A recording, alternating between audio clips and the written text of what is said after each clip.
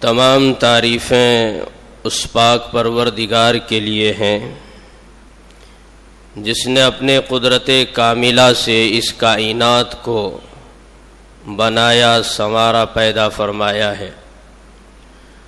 درود و سلام ہو ہمارے آپ کے پیارے آقا، مکی و مدنی تاجدار و سرکار محمد عربی صلی اللہ علیہ وسلم پر، اور آپ کے کل اصحاب رضوان اللہ علیہم اجمعین پر، تمام اولیاء اللہ، قطب، ابدال، اکابرین، اسلاف پر، کہ جنہوں نے اپنی زندگی کے تمام حصہ جان و مال کی قربانیوں کے بعد ہم تک یہ مذہب اسلام کو پہنچایا۔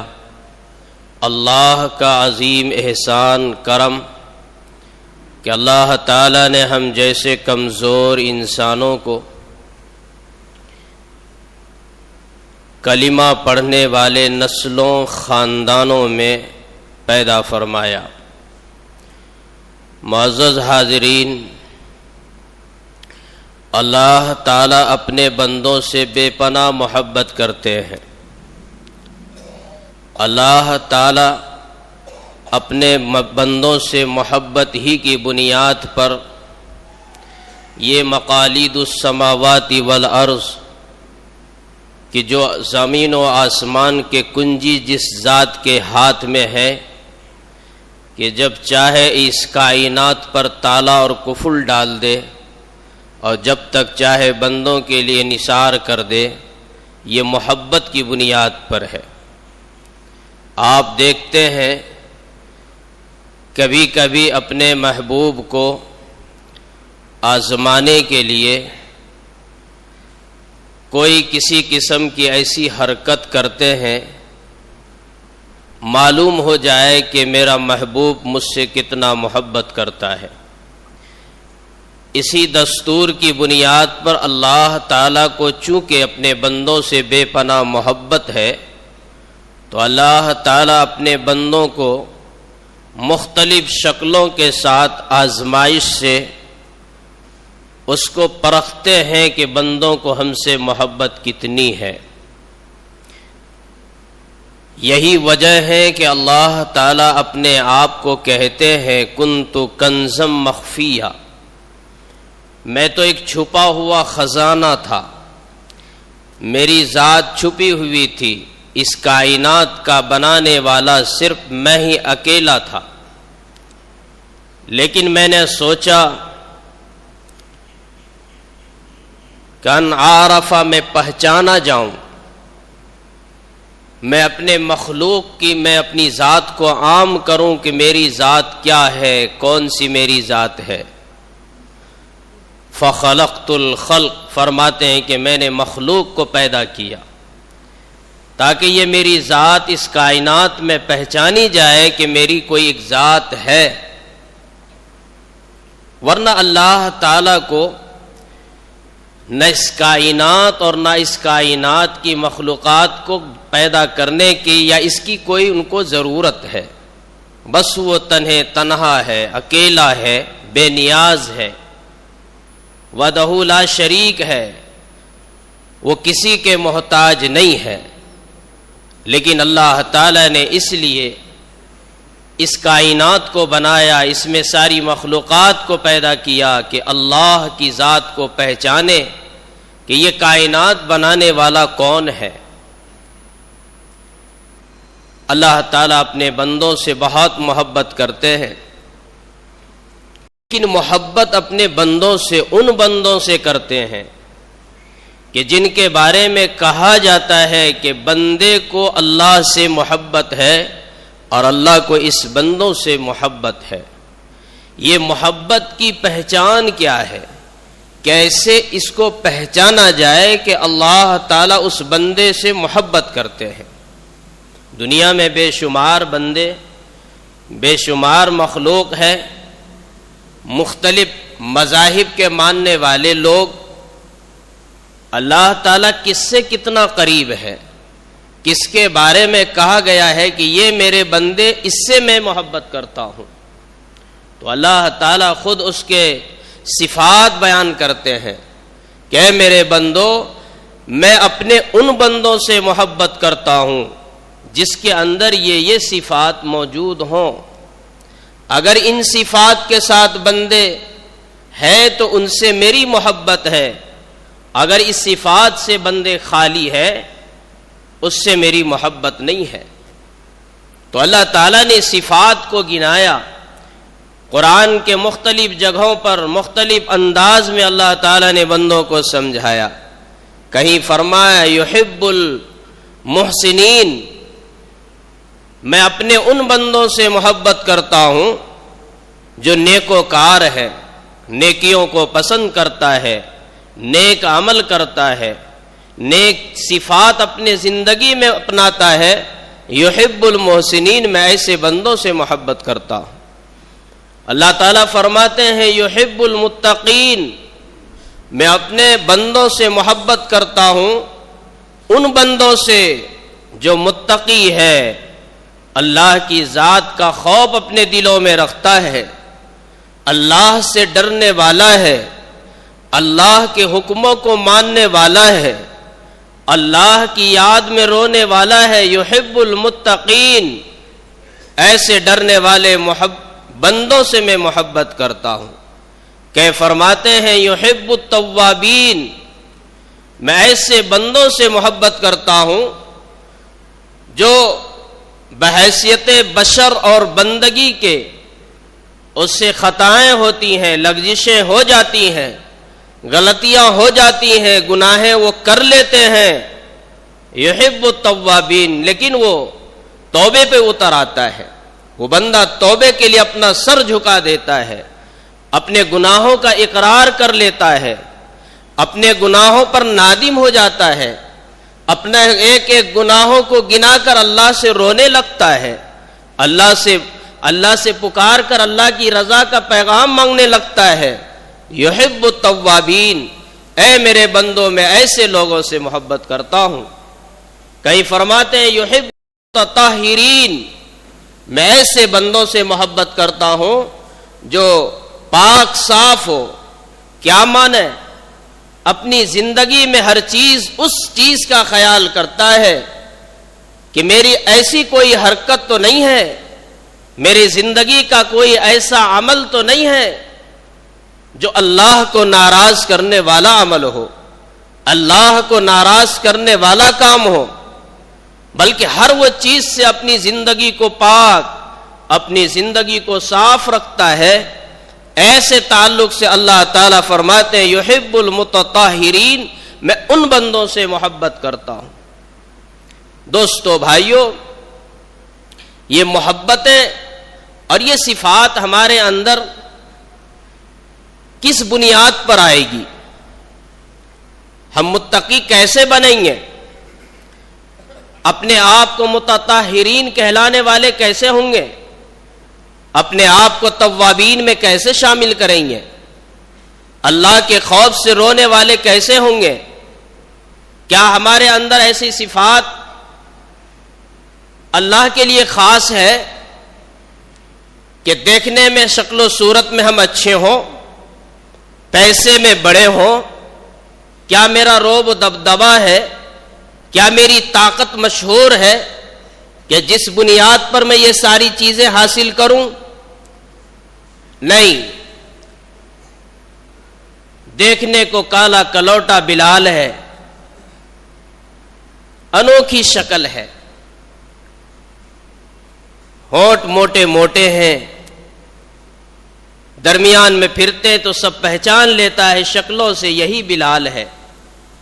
لیکن اللہ نے وہ صفات ان کے اندر ڈال دی اور اس بندے نے اللہ کی اس صفات کو اپنایا تو مقام اللہ نے اس وہاں پہنچا دیا کہ بلال زمین پر چلتے ہیں، بلال کا قدم زمین پر اٹھتا ہے اور بلال کے قدموں کی چاپ اور آواز جنت میں سنائی دیتی ہے۔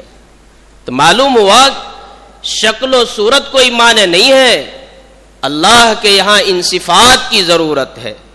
اگر یہ تمام صفاتیں ہمارے اندر موجود ہیں تو ہم اللہ کے قریب ہیں، اللہ سے مجھے محبت کرتے ہیں۔ ورنہ دوستو بھائیو، اللہ نے اس ساری کائنات کو بنایا ہے، اللہ نے اس پوری دنیا کو پیدا کیا ہے، تو اس دنیا میں بسنے والے اس انسانوں کو بھی اللہ نے پیدا کیا ہے۔ یہ تو دستور ہے کہ جو انسان جس مشینری کے کاریگر ہوتا ہے، جو چیز جس چیز کو ایجاد کرتا ہے، بناتا ہے، دنیا میں کوئی انسان کوئی نئی مشین کو بنا لیتا ہے تو اس کی خوبی اور اس کی خامیوں کو، اس کی پاور، اس کی کمزوری کو وہ انسان جانتا ہے۔ میں نے یہ مشین بنائی ہے لیکن اس مشین کی طاقت یہ ہے، اس مشین کی کمزوری یہ ہے۔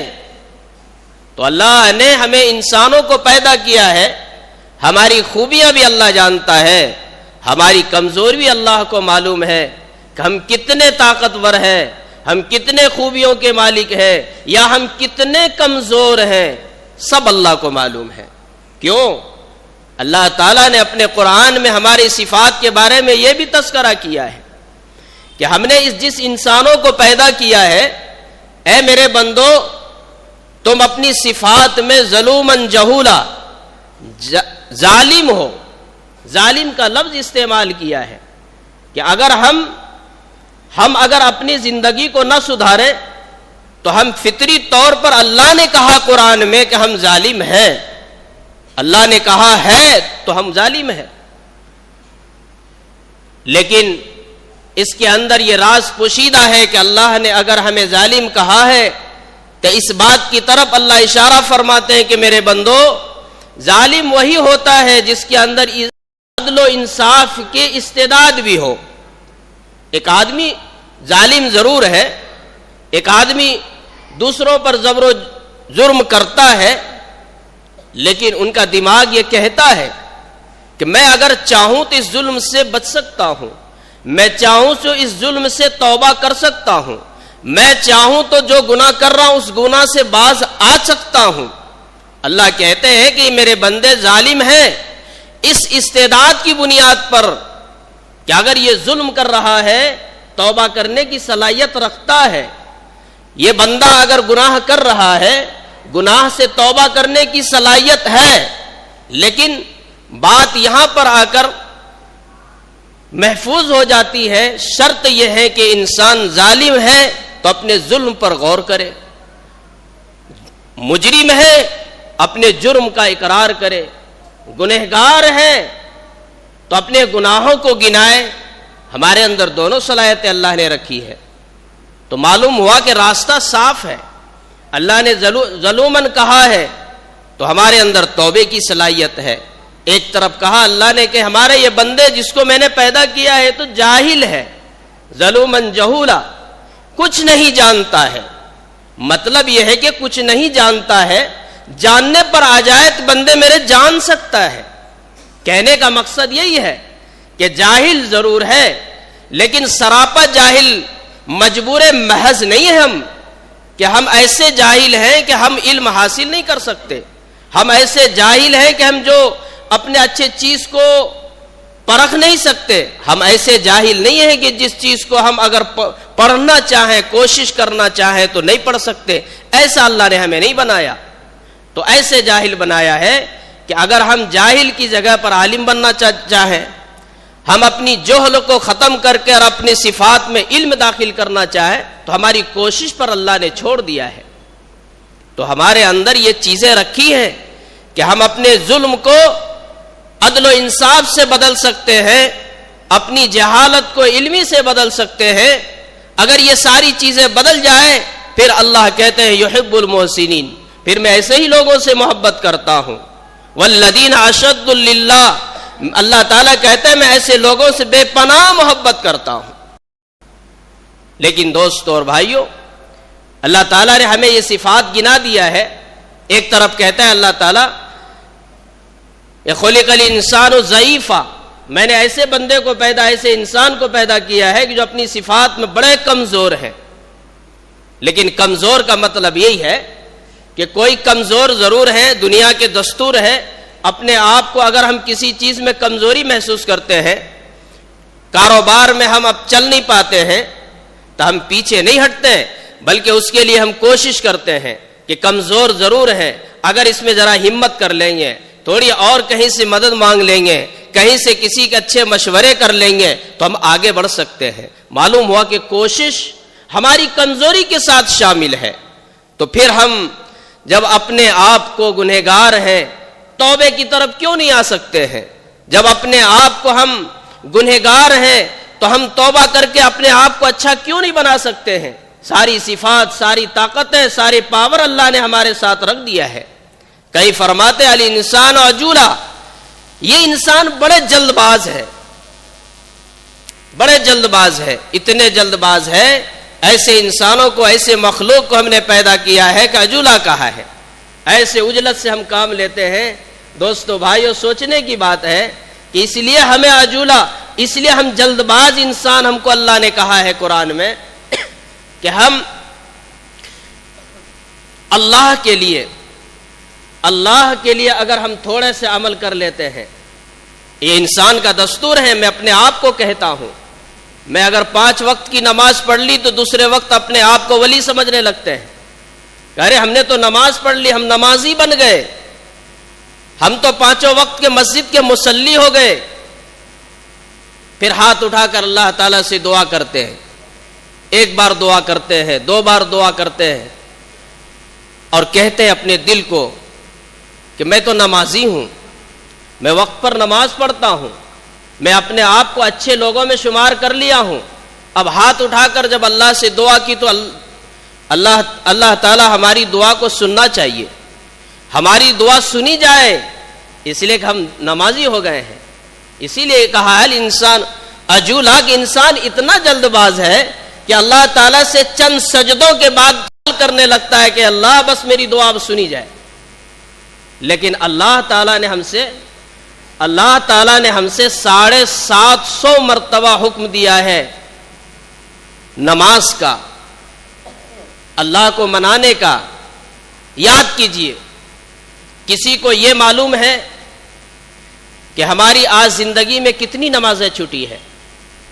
ہمیں اتنا تو یاد رکھ لیتے ہیں کہ صاحب آج پورے دن کی 5 وقت کی نماز ہم نے پڑھی ہے، الحمدللہ، اللہ کا شکر ادا کرنا چاہیے کسی نیک کام پر۔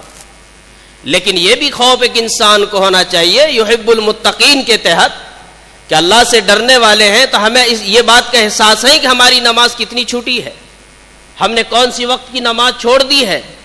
نہیں، اس لیے کہ ہم عجولا آدمی ہے۔ اللہ نے کہا ہے ہمیں، یہ انسان کو میں نے جلد باز بنایا ہے، یہ جلدی میں سب کچھ فیصلہ کرتا ہے، نیکیوں پر تو سوال کھڑا کر دیتا ہے، اللہ میری جلدی دعا سنی جائے، اور جب ہم بہت ساری نمازیں چھوڑ لیتے ہیں تو اس پر ہماری توجہ نہیں جاتی کہ ہماری رکاوٹ کیوں کھڑی ہوتی ہے، کیوں تو ہمارے گناہوں پر ہماری توجہ نہیں ہے۔ میرے بھائیوں اور دوستو، اللہ ہم سے محبت کرتے ہیں، بے پناہ محبت کرتے ہیں۔ اس کی دلیل یہ ہے، اس کائنات کو اللہ تعالیٰ نے پیدا کیا ہے، اور اس کی اس تمام نعمتوں کو، جتنی چیزیں اللہ نے ہمیں پیدا کی، بتائیے کس کے لیے پیدا کیا ہے؟ سارے ملجا اور محور کون ہے؟ کیا کسی جانور کے لیے پیدا کیا ہے، یا کسی اور آنے والی مخلوق کے لیے پیدا کیا ہے، یا کوئی اور دنیا قائم ہونے والوں کے لیے پیدا کیا ہے؟ نہیں، یہ دلیل ہے، اللہ تعالیٰ خود کہتے ہیں قل متاع الدنیا قلیل۔ قرآن میں اللہ تعالیٰ فرماتے ہیں کس کے لیے؟ ایک مثال سے سمجھی جا سکتی ہے، کسی محبوب کو کسی سے عشق ہو جائے، بہت چاہتا ہو، اور وہ حبیب سوال کر بیٹھے کہ مجھے آج فلاں چیز چاہیے، تو وہ جس سے محبت کرتا ہے اس کے حق میں یہ جان دینے پر مجبور ہو جاتا ہے کہ اگر وہ دل مانگے تو کاٹ کر دے دیا جائے۔ جیسے لیلا مجنو کا قصہ مشہور ہے کہ مجنو سے مانگا گیا تو بازو کاٹ کر سامنے پلیٹ میں رکھ دیا، اس لیے کہ عشق و محبت کا قصہ ہے وہ۔ تو چونکہ اللہ تعالیٰ کو اپنے اس بندوں سے محبت ہے، اور جب کوئی محبوب اپنے کسی عشق کرنے والے سے دوست سے وہ چیز دیتا ہے، چاہے دل کاٹ کر ہی کیوں نہ پیش کر دیا جائے، پھر بھی جا کر عاجزی سے کہتا ہے اپنے اس محبوب سے کہ دیکھو میں نے تو بہت چھوٹی سی چیز آپ کو دی ہے، بس دل ہی تو کاٹ کے دیا ہے، اگر اس کے علاوہ کچھ مانگتے تو اور اگر میری طاقت کی ہوتی تو میں دے دیتا. یعنی اپنے آپ کو چھوٹی سی چیز محسوس کر کے پیش کرتا ہے تاکہ میرے محبوب خوش ہو جائے، اس لیے کہ میں اس سے محبت کرتا ہوں. یہی مثال اللہ تعالیٰ کے ساتھ ہے. اللہ تعالیٰ اپنے بندوں سے کہتا ہے اے میرے بندو، میں نے یہ دنیا بنایا ہے، یہ دنیا کی ساری نعمتوں کو اللہ گناتے ہیں قرآن میں، فلاں فلاں چیز کی قدر بتاتے ہیں، یہ نعمت میرے بندوں کے لیے، یہ نعمتیں میرے بندوں کے لیے، یہ کھانے کی، یہ پینے کی، یہ سونے کی، یہ آرات اور عیش و آرام کی ساری چیزیں اللہ تعالیٰ اپنے بندوں کو دے کر ساری نعمتیں دے دیتے ہیں. اور اللہ تعالیٰ خود فرماتے ہیں قل متاع الدنیا قلیل، میرے بندوں میں نے بہت تھوڑی سی چیز آپ کو دی ہے، تھوڑی سی چیز، یہ نعمت میرے تمہاری شان کے خلاف ہے. اے میرے بندوں، میں نے جو کچھ تمہارے لیے یہ دنیا بنا کر دے دیا ہے تو تھوڑی سی چیز ہے، اس لیے کہ اللہ تعالیٰ بندوں سے محبت بہت کرتے ہیں، اس لیے تھوڑی سی بنا کر پیش کرتے ہیں. ہاں یہ بھی دستور ہے کہ اگر لیلا کی گلی سے کتا گزر کر آ رہا ہے، مجنو کو معلوم ہو جاتا ہے کہ یہ کتا میرے لیلا کے گلی سے گزر کر آ رہا ہے، تو کتے کی سے محبت ہو جاتی. کتے سے محبت نہیں ہے، کتے کو اٹھا کر چومنے لگتا ہے، یہ کتے سے محبت کی علامت نہیں کہ لیلا کی گلی سے آ رہا ہے، پھر کہ وہ اس سے آ رہا ہے قریب سے ہو کر، اس لیے اس سے محبت کرتا ہے. تو جس سے محبت ہوتی ہے دینے میں تو اپنے آپ کو چھوٹی چیز محسوس کرتا ہے، لیکن ان کی طرف سے اگر کوئی چیز آ جائے، کوئی تحفہ، تو پھر لینے میں اپنے آپ کو اتنا بڑا محسوس کرتا ہے. دیکھو میں جس سے محبت کرتا ہوں، میں جس کو چاہتا ہوں، ان کی طرف سے یہ مجھے تحفہ ملا ہے. تو اللہ تعالیٰ اپنے بندوں کے لیے کہتے ہیں کہ اللہ تعالیٰ کو اگر ہم بھولے بسرے بھی کبھی یاد کر لیتے ہیں، کبھی صبح و شام اللہ کا ذکر کر لیتے ہیں، کبھی پابندی سے 5 وقت کی نماز پڑھ لیتے ہیں، کبھی ہم خیر و خیرات کر دیتے ہیں، کبھی سنت ابراہیم پر قربانی کر دیتے ہیں، کبھی ہم خون بہا دیتے ہیں. ارے یہ خون بہا دینا، یہ اللہ کے راستے میں جانور بہا دینا، کتنا بہاتے ہیں ہم لوگ، کتنا بہاتے ہیں. کیا اپنی زندگی کی سالوں مالوں متا لٹا دیتے ہیں؟ لیکن اس کو اللہ کہتے ہیں اپنے بندوں سے چونکہ پیار ہے کہ دیکھو ذکرن کثیرا، کہ میرے لیے میرے محبوب نے، میرے بندوں نے کتنا بڑا تحفہ میرے لیے پیش کیا ہے. بڑا تحفہ بنا کر اللہ تعالیٰ پیش کرتے ہیں. اس بات کی دلیل ہے کہ اللہ تعالیٰ اپنے بندوں سے بہت محبت کرتے ہیں. میرے بھائیوں اور دوستو، بنی اسرائیل میں قصہ لکھا ہے کہ اللہ تعالیٰ سے بے پناہ وہ انسان محبت کرتا تھا. ہر وقت یہ کہتا ہے اللہ، بولنے کا انداز تو اور تھا، سوچ اچھی تھی. کبھی کہتے ہیں اللہ مجھے آپ سے اتنی محبت ہے، لیکن مجھے یہ سن کر بڑا دل میں تڑپ پیدا اٹھتی ہے کہ آپ کہتے ہیں میں اکیلا ہوں، میرے کوئی بیوی بچے نہیں ہے، میرا کوئی خاندان نہیں ہے، میرا کوئی اور نہیں ہے. وہ کہتے ہیں بنی اسرائیل کا اس انسان نے کہ اللہ آ جا میرے پاس، میں آپ کا پاؤں دباؤں گا، میں آپ کی خدمت کروں گا، میں آپ کے لیے کھانا لا کر دوں گا. موسیٰ علیہ السلام گزرتے ہیں، کہتے ہیں رے اللہ کے بندے یہ کیا کہہ رہے ہو، یہ اللہ کی شان کے خلاف ہے. کیوں کہتے ہیں اللہ آ جاؤ، میں آپ کا پاؤں دباؤں گا، کھانا کھلاؤں گا، خدمت کروں گا. اے اللہ آپ کہتے ہیں کہ میرا کوئی نہیں ہے. تو موسیٰ علیہ السلام نے ان کو ڈانٹ پلائی اور کہا کہ یہ خلاف ہے، یہ اللہ کے شان کے خلاف، ایسی بات نہیں کہنی چاہیے اللہ کے تعلق سے. اللہ کے الہ کا مطلب یہ ہے کہ اللہ کو کسی کی ضرورت نہیں ہے. تو فوراً اللہ کی طرف سے آواز آتی ہے میرے موسیٰ، اے میرے موسیٰ کہنے دو، یہ کہنے دو. بڑی محبت ہے مجھ سے اس انسان کو، یہ سب کچھ محبت میں ہو رہا ہے. اسے چاہے پتہ نہ ہو، لیکن جس سے عشق ہو جاتا ہے اس کی زبان تھمتی نہیں ہے، اس کے رات دن اس کی حمد و ثنا بیان کرتا ہے. یہ سب کچھ میری محبت میں موسیٰ وہ میرا انسان کہہ رہا ہے، کہنے دو. تو میرے بھائیوں اور دوستوں، اللہ کو جب جس سے محبت ہو جاتی یا پھر جس بندوں کو اللہ سے محبت ہو جاتی وہ اس کے یاد میں غرق ہو جاتا ہے، اور جب غرق ہو جاتا ہے تو دنیا کی مال و متاع، دنیا کی آشائش، دنیا کی راحت، سب دنیا کے لیے چھوڑنا اس کے لیے آسان ہو جاتا ہے۔ آپ نے سنا ہے فرعون کی بیوی آسیہ کا قصہ، ایسی دنیا میں بے مثال خوبصورت خاتون تھی کہ فرعون اپنے زمانے کا وہ ظالم بادشاہ تھا کہ ہر چیز اپنی چوائس کی ہوتی تھی، تو بیوی کیا کالی کلوٹی کی ہوگی؟ فرعون کی بیوی ہوگی ایسی بیوی جو پوری دنیا میں بے مثال ہو، کہا جائے کہ فرعون کی بیوی کی مثال دی جائے، اور تھی ویسی، ایسی رانی مالکہ خوبصورت حضرت آسیہ، اپنے گھروں میں ہزاروں طرح کی خادمہ، ایک ایک چیز کے لیے ایک ایک خادمہ مقرر تھی، ایک ایک قدم پر پھول بچھائے جاتے تھے، کون سے وقت میں کس مخمل پر سونا ہے اس کے لیے متعین وقت متعین تھا، کب کس دروازے سے آج ملکہ نکلے گی آسیہ اس کے لیے وہ دروازہ سجایا جاتا تھا، آج کس محل پر چڑھے گی یہ وقت ہوتا تھا، یہ ہفتہ مقرر ہوتا تھا، یہ دن مقرر ہوتا تھا، اور یہ دن سے ان کے خادمہ پہچانے جاتے تھے کہ آج میری مالکہ فلاں محل پر چڑھ رہی ہے، تو وہ محل سجائے جاتے تھے، وہاں صاف ستھرا کا اہتمام ہوتا تھا۔ یعنی یوں کہا جائے کہ آسیہ فرعون کی بیوی ایسی بیوی کہ جس کے لیے فرعون اس کی راحت کے لیے کچھ نہیں کمی چھوڑا تھا، جو مانگا جاتا فوراً حاضر کیا۔ کیوں؟ وہ تو کہا تھا اپنے آپ کو انا ربکم الاعلی، میں ہی خدا ہوں، میں ہی سب کا رب ہوں، تو اپنی بیوی کے لیے کیا نہ کرے۔ وہ ایک بار محل میں ٹہل رہی تھی، کسی نے موسیٰ کا تذکرہ کیا، محل کے بازو سے سنا حضرت آسیہ نے یہ تو موسیٰ کے اس کی محاسنوں کا تذکرہ کر رہے ہیں، یہ وہی موسیٰ کا تذکرہ ہے کہ جس کے شہر میں اس کا تذکرہ ہے۔ تو کچھ باتیں ان کی کان کو جا کر لگی، اس دن سے ان کا دن کا موڑ بدل رہا تھا۔ آسیہ کو چند باتوں نے پھرایا، اور اس دن سے انہوں نے اشارہ کیا کہ مجھے موسیٰ کے تعلق سے اپنی اور کچھ باتیں معلوم کرنے کے دل چاہتا ہے۔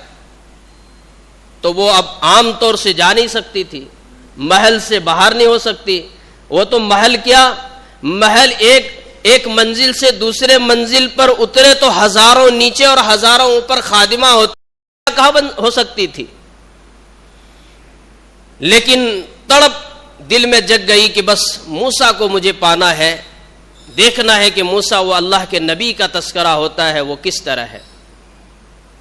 بس آسیہ اس تلاش میں نکلتے نکلتے موسیٰ علیہ السلام کے تعلق سے سب کچھ معلوم کر لیا، اور پھر کیا تھا، سارے محبت دلوں میں امڑنے لگی۔ آسیہ اب چاہتی تھی، آسیہ کا دل اٹھ چکا تھا، ارے یہ فرعون، یہ منزل اور یہ بادشاہی اور یہ عائشائش، یہ سب سے دل اتنا کھٹا ہو چکا تھا کہ آسیہ کو دل ہی نہیں لگتا تھا کہ یہ ساری چیزیں سب بیکار ہے۔ اتنا وہ منہمک ہو چکی تھی کہ اللہ کو وہ یاد کرنے میں لگ گئی تھی۔ فرعون کو معلوم ہو چلا، فرعون نے دیکھا کہ آسیہ کا رنگ و روپ بدل رہا ہے، آسیہ کا انداز الگ ہے۔ آسیہ کبھی فرعون اگر غصے میں موسیٰ کو یاد کرتا تو اندر سے وہ بھی لال پیلا ہو جاتی تھی، اور کسی موقع پر کسی بھی خوبی کو اگر کسی طرح بھی موسیٰ کا تذکرہ ہو جاتا تو فرعون تو آگ بگولا ہوتا تھا، آسیہ خوش ہو جاتی تھی، کہتے آج میرے موسیٰ کے تعلق سے انہوں نے کچھ اچھی بات کر دی۔ لیکن فرعون بڑا چالاک تھا، آسیہ کو بھانپ لیا کہ یہاں تک بھی موسیٰ کی محبت پہنچ چکی ہے۔ بس ایک دن بلایا اور آسیہ کو سمجھایا کہ آسیہ یہ کیا دیکھ رہا ہوں آج کے بعد سے کہ نہ میرے تعلق سے آپ کا کوئی توجہ ہے، نہ یہ منزلوں سے آپ کی کوئی محبت لگتی ہے، اچاٹ پھرتی رہتی ہے، یہ اور کس کی یاد ہے؟ کہہ نہیں پاتی تھی۔ فرعون سمجھ گیا بس اس کی موسیٰ کی ہوا لگ چکی ہے، اور جو اس کے عشق میں گرفتار ہو جاتا اپنی جان مال قربان کرنے آسان ہو جاتا ہے۔ بس کھلا کھلا ایک دن کہنے لگا کہ آسیہ معلوم ہو چلا ہے، لیکن یاد رکھو میں فرعون ہوں، میں کسی سے محبت کرتا ہوں تو بھی حد پار کرتا ہوں، لیکن کسی کو جب جرم ڈال دیتا ہوں، کسی کو سزا دیتا ہوں تو اس کو بھی حد پار کر دیتا ہوں۔ آسیہ نے کہا دل سے کہ اے فرعون، تو اگر مجھے جرم دے گا تو کون کون سے جرم دے گا؟ کس کس جرم اور سزا کے تم مستحق مجھے سمجھتے ہو؟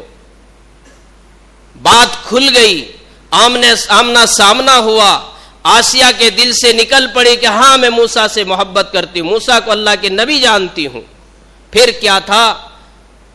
لاکھ سمجھانے کے بعد آسیہ اپنے قدم پر مضبوط رہی تو فرعون نے ایک دن اعلان کر دیا، نکالو آسیہ کو آج اس رنگ و روپ کی منزل سے باہر۔ بس ہو گئی، آج سے آسیہ کے یہ شاہی محل آخری ہے۔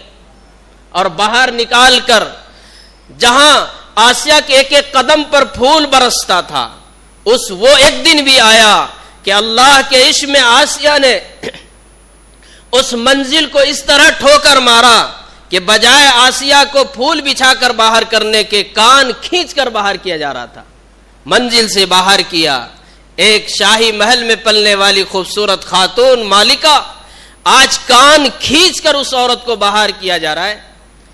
باہر آنے کے بعد فرعون نے بہت سمجھایا، دیکھو ابھی منزل کے باہر ہے، ابھی بھی موقع ہے، تم اس کی رانی بن سکتی ہو، لیکن توبہ کر لو۔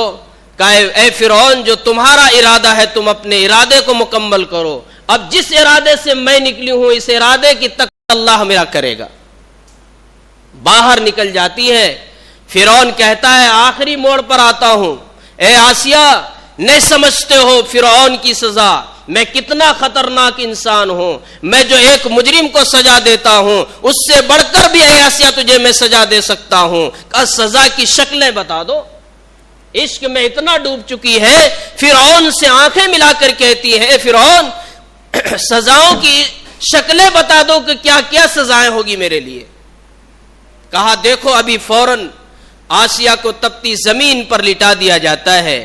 فرعون اپنے غلام کو حکم دیتا ہے کہ آسیہ کے دونوں ہاتھ پھیلاؤ، دونوں ہاتھوں میں بڑی بڑی میخیں ٹھوک دو، دونوں پاؤں سیدھی کرو، میخیں ٹھوک دو، اس کو زندہ چھوڑو، ایک طرف سے ایک ایک ہاتھ میں چاقو ہو اور زندہ اس کی کھال کو کھینچا جائے۔ دوستو، آج ہم اللہ کے راستے میں معمولی جب بکرے قربان کرتے ہیں، اس سے مجھے چند دنوں کی جب محبت ہو جاتی ہے تو ذبح کے بعد بھی جب کھال قصاب اتارتے ہیں محبت ہوتی ہے۔ ہائے ہائے کتنی محبت تھی مجھے اس جانور سے۔ بعض آدمی ویڈیو وائرل کرتے ہیں، اس سے چمہ لیا جاتا ہے، اس کو سینے سے لگاتے ہیں، بیٹا بیٹا کیا کیا نام دیتے ہیں، اور سب محبت میں جب قربان ہونے لگتا ہے تو اس کو یقینی بات ہے یہ انسان کا تقاضا ہے جس سے محبت ہوتی ہے۔ بعض جانور کو ذبح کرتے ہوئے بعض گھر والے رونے لگتے ہیں، آنکھوں میں آنسو آ جاتی ہے، کیوں؟ اس سے محبت ہوئی ہے۔ دوستو اور بھائیوں، حضرت آسیہ کو کیا محبت نہیں تھی؟ حضرت آسیہ سے کیا فرعون کو محبت نہیں تھی؟ لیکن آسیہ نے سب کچھ قربان کیا۔ زندہ کھال اتارا گیا، زخم بنایا گیا، نمک چھڑکا گیا، سب کچھ کر دیا، اور آسیہ کہتی رہ گئی اے میرے پروردگار، بس مجھے تو چاہیے اور تیری جنت مجھے چاہیے۔ اگر آسیہ لکھا ہے کتاب میں، اتنی قربانیوں کے بعد حضرت آسیہ اگر اللہ کو یہ پکار اٹھتی کہ اے اللہ مجھے اسی زمین پر اس سے بڑی بادشاہت چاہیے، مجھے اس سے بڑا مکان اور محل چاہیے، تو اللہ تیار کر دیتا۔ لیکن آسیہ کو وہ محبت نہیں تھی، یہ دنیا نہیں چاہ رہی تھی، یہ فرعون جیسا اور منزل کو تقاضا اس کو محبت نہیں تھی، اس لیے آسیہ نے یہ نہیں کہا کہ اللہ مجھے اس دنیا میں چاہیے، اے اللہ تو اور تیری جنت مجھے چاہیے، اس لیے وہاں جانا چاہتی تھی۔ میرے بھائیوں اور دوستو، کہنے کا مقصد یہ ہے کہ اللہ تعالیٰ اپنے بندوں سے محبت کرتے ہیں، لیکن بندوں سے اپنی قربانی بھی چاہتے ہیں۔ ابراہیم سے اللہ تعالیٰ نے کہا اپنے بیٹے کو قربان کرو. اگر ابراہیم چاہتے کہ اللہ میں تو آپ کا خلیل ہوں, بڑی مدتوں مرادوں سے مجھے بیٹا ملا, آپ نے دیا ہے, پھر اللہ کے راستے میں قربان کر دیں گے, میرے جانشین کون ہوں گے؟ نہیں, ابراہیم خلیل کو اللہ سے محبت تھی. کیوں کہ تقاضا اور بات سامنے نہیں آئی کہ اللہ کیوں؟ اللہ نے حکم دیا ہے, اللہ مجھے چاہتے ہیں, اللہ کو میں چاہتا ہوں, بس حکم آج یہی ہے. کیوں کا مسئلہ نہیں, یہی حکم ہے کہ آج بیٹے کو قربان کرو. نکل گئے قربان کرنے. فلما اسلم وتلہ للجبین, ابراہیم نے سلا دیا اپنے بیٹے کو, چھری گردن پر رکھ دی. قربان کرنے کے لیے, چھری چلانے کے لیے ابراہیم تیار ہے, اور شہید ہونے کے لیے, قربان ہونے کے لیے بیٹا تیار ہے. لیکن چونکہ محبت کا تقاضا, اللہ تعالیٰ کبھی کبھی اپنے حبیب کو آزماتا ہے, تو ابراہیم سے کہا بیٹا قربان کرو, بیٹے کو کر دیا. کیوں کا سوال پیدا نہیں کیا, تو اللہ تعالیٰ نے اس کی جگہ پر مینڈا لایا, بس ہو گیا. اس لیے کہ مجھے قربانی پر آپ کے اس حکم کی تعمیل کا انتظار تھا کہ اگر میرا حکم آ گیا تو تم مانتے یا نہیں مانتے. ماننے کا نام اصل ہے. تو میرے بھائیوں اور دوستو, آج سوال بہت کھڑا ہوتا ہے کہ یہ کیا وجہ ہے کروڑ جانور کو اللہ کے راستے میں بول کر قربان کرتے, نعوذ باللہ. اگر یہی پیسے دوسری شکلوں میں, فنڈ کے شکل میں اگر جمع کر لیا جائے, غریبوں کو, محتاجوں کو, غریب بچیوں پر خرچ کیا جائے, یہ آج کا تازہ سوال ہے. چند سالوں سے لوگ کرتے ہیں کہ قربانی تو کرنا ہے, بس اس کے بدلے میں اللہ کے لیے بجائے قربانی کرنے کے کسی اور فنڈ کو جمع کر لیا جائے, کسی کو دے دیا جائے, اور کسی کے مدد کام آ جائے. یہ سارے سوال اس وقت اٹھتا ہے جب ہم اللہ سے ہماری محبت کم ہو جاتی ہے. دوستو اور بھائیوں, یہ عقل ہر جگہ کام نہیں آتی ہے, ہر جگہ کام نہیں آتی ہے. بعض جگہ ہم اپنی عقل استعمال کرتے ہیں. اللہ نے کہا کہ نماز پڑھو, تو کسی علماء نے اس کی تشریح بھی کی ہے کہ نماز پڑھنے سے جہاں روحانی فائدہ ہے, جسمانی بھی ہے, مانا گیا. کہا کہ روزے رکھو, بعض حکیموں نے کہا کہ روزے سے جہاں جسمانی فائدہ, روحانی فائدہ بھی ہے. اسی طرح زکوٰۃ دو, اس لیے زکوٰۃ دیتے ہیں, بات سمجھ میں آتی ہے کہ ہاں اس سے غریبوں کو فائدہ ہوتا ہے. لیکن یہ بات سمجھ میں نہیں آتی, نعوذ باللہ, کہ ہم تمام پوری دنیا کے لوگ حجاج کروڑ روپئے جمع کر کے اس گھر کو جاتے ہیں, اور وہاں جا کر کیا کرتے ہیں, ایک جگہ حکم ہوتا ہے عرفات کے میدان میں جمع ہو جاؤ, دو وقت کی نماز پڑھو, پھر وہاں سے نکل جاؤ, مزدلفہ کے آسمان کے نیچے بغیر سائے کے آرام کر لو. جب صبح ہوئے تو کنکریاں تلاش کر لو. پڑھے لکھے لوگ ہوتے ہیں, ڈاکٹرز ہوتے ہیں, انجینئرز ہوتے ہیں, اپنے عقل استعمال کرتے ہیں, اور وہاں جا کے چند کنکریاں چننے لگتے ہیں. اس کنکریوں سے کیا معلوم ہوتا ہے, اس کنکریاں چننے سے انسانوں کو کیا فائدہ ہوگا؟ لیکن چن رہے ہیں, سب دیوانوں کی طرح چن رہے. حقیقت میں دیوانے ہیں, اللہ کے دیوانے ہیں, وہ چن رہے. سب کے ہاتھ میں ایک کنکریاں ہے. چلو بھائی مینا کی طرف آ رہے, سب شیطانوں کنکری مارا, اچھل کے مارتا. ارے بعض ویڈیو وائرل کرتے ہیں کہ ہاتھ میں جوتے اٹھا کے پھینک کے مار رہا ہے, منع کرتے ہیں, لیکن کنکریاں اٹھا کر سب مار رہا ہے. بھائی اس سے کیا انسانوں کو ملتا ہے؟ نعوذ باللہ. پتھر کو پتھر سے مار رہا ہے, اچھل کے مار رہا ہے, لیکن پڑھا لکھا انسان ہے, ڈاکٹر سے عقل استعمال کر سکتا ہے, اپنے طریقہ اختیار کر سکتا ہے کہ اس پتھر کو مارنے سے کیا مل رہا ہے انسان کو. اتنا دور ہمیں خامخواہ کیوں آ گئے؟ لیکن عقل کی ضرورت نہیں ہے, کہ ضرورت ہے کہ دل کے پاس رہے پاسبان عقل, لیکن کبھی کبھی اسے تنہا بھی چھوڑ دو اللہ کے لیے. ہمیں نہیں معلوم کہ اس کا کیا ہے, اجر و ثواب معلوم ہے, لیکن اللہ نے کہا ہے کنکریاں چنو, اللہ نے کہا ہے کہ وہاں پر مارو, اللہ نے کہا کہ صفا مروہ کا صحیح کرو, دوڑ لگاؤ, اللہ نے کہا کہ جب طواف کرو تو اجتباء کرو, کندھے ذرا کھول دو, تین چکر میں ذرا تیز کرو. بس یہ حکم کا نام ایمان ہے. اس کا مان لیں گے تب اللہ نے کہا ہے یحب المحسنین، یہ میرے بندے ہیں، دیکھو میری بات مان رہے ہیں، ارے یہ اس سے میں محبت کرتا ہوں، یحب المتقین، یہ دیکھو یہ میرے بندے ہیں، میرے حکم پر چل رہے ہیں. یہ ساری چیزیں اللہ نے گنایا. اللہ ہم تمام کو سچا پکا عاشق بنائے. اللہ تعالیٰ بجائے اپنی عقل کے استعمال کے، اللہ کی رضا پر اپنی زندگی قربان کرنے کے، اللہ کے حکموں پر ہمیں آپ کو ڈھالنے اور اس کو چلنے کے اللہ ہمیں توفیق عطا فرمائے. قربانی کے ایام چل رہے، اللہ سب کے قربانی کو قبول فرمائے. ایک ایک قطرے خون کے بدلے میں اللہ سب کی مغفرت فرمائے. وآخر دعوانا الحمدللہ رب العالمین.